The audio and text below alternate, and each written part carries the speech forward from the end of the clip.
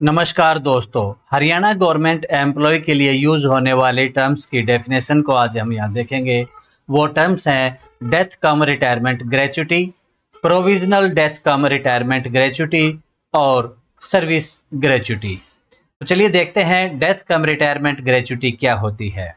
It means a lump sum payment admissible under the rules to a government employee on his retirement or to the family member of deceased or disappeared government employee कि government employee को उसकी retirement पर जो rule के हिसाब से एक lump sum एक मुश्त जो पेमेंट है जो एडमिसिबल होती है या फिर किसी मृतक या गुमशुदा गवर्नमेंट एम्प्लॉय के परिवार को जो लमसम पेमेंट मिलती है, डेथ कम रिटायरमेंट ग्रेच्युटी कहलाती है।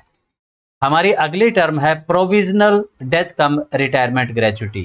अभी हमने देखी डेथ कम रिटायरमेंट ग्रेच्युटी, अगर उसमें किसी भी प्रकार की बाधा आ जाती है, वो पेंडिंग हो जाती है, तो एक प्रोविजनली एक अस्थिर डेथ कम रिटायरमेंट ग्रेच्युटी दी जाती है।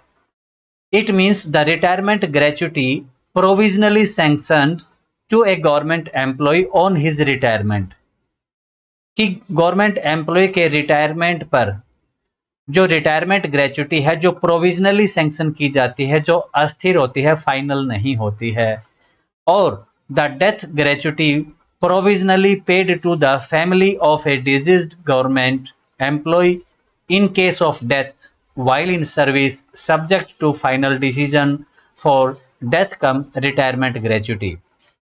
तो डेथ कम रिटायरमेंट ग्रेच्युटी के लिए जब गवर्नमेंट एम्प्लॉय मृतक गवर्नमेंट एम्प्लॉय जब सर्विस में रहते हुए एक्सपायर हो जाए, उसकी डेथ हो जाए और ये अंतिम फैसले के अधीन होती है, ये जो रिटायरमेंट ग्रेच्युटी है provisional death cum retirement gratuity होती है।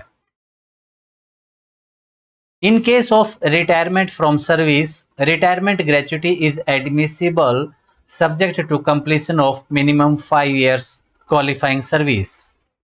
But in case of death while in service, there is no condition of minimum qualifying service for death gratuity. कि गवर्नमेंट एम्प्लॉय को रिटायरमेंट के केस में जो रिटायरमेंट ग्रेच्युटी एडमिसिबल होती है, उसके लिए कम से कम जो 5 साल क्वालिफाइंग सर्विस होनी चाहिए।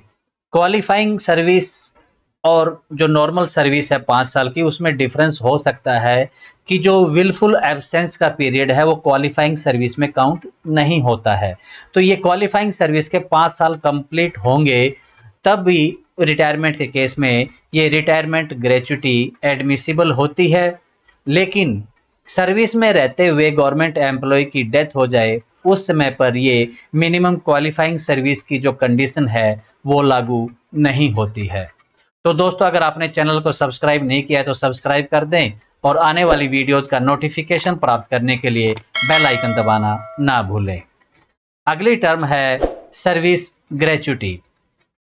It means a lump sum payment admissible in lieu of monthly pension to a government employee at the time of retirement not having minimum qualifying service prescribed for monthly pension under the rule।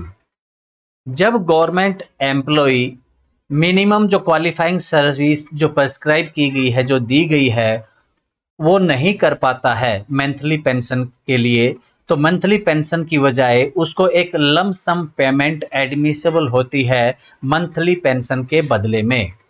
कि monthly pension के लिए वो qualify नहीं हो पाया क्योंकि उसका जो मिनिमम क्वालिफाइंग सर्विस थी वो कंप्लीट नहीं हुई थी, उसकी वजह से ये एक मुश्त जो पेमेंट है ये एडमिसिबल होती है, लमसम पेमेंट, उसको सर्विस ग्रेच्युटी कहते हैं। तो दोस्तों, अगर वीडियो पसंद आई हो तो लाइक और शेयर कर दीजिए। आने वाली वीडियोस का नोटिफिकेशन प्राप्त करने के लिए बेल आइकन दबाना ना भूलें। Thank you.